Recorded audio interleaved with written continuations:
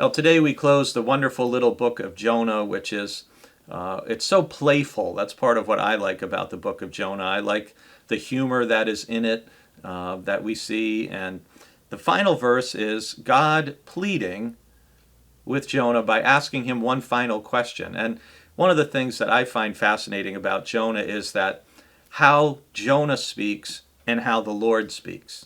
Jonah speaks in these declarative, forceful statements.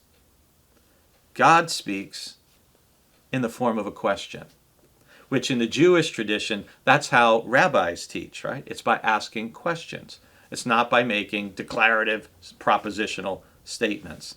So after twice asking Jonah if it was right for him to be angry and clearly implying that it wasn't, God's final question to Jonah is, and should I not be concerned about Nineveh, that great city in which there are more than 120,000 persons who do not know their right hand from their left, and also many animals?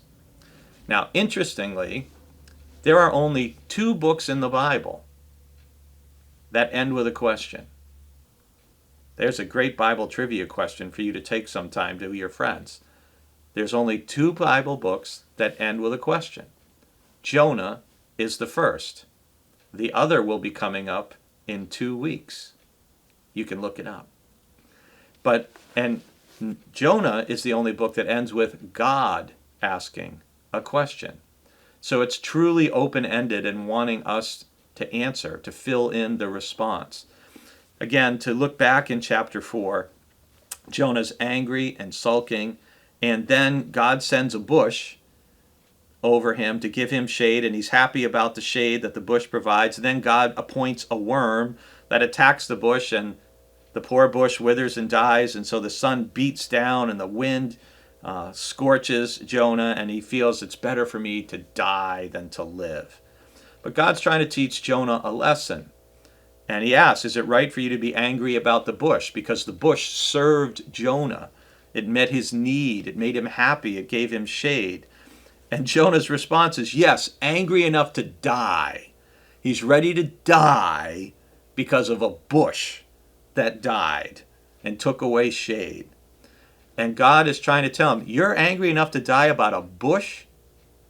And shouldn't I be concerned about a city in which there are more than 120,000 persons who don't know their right hand from their left? That means children.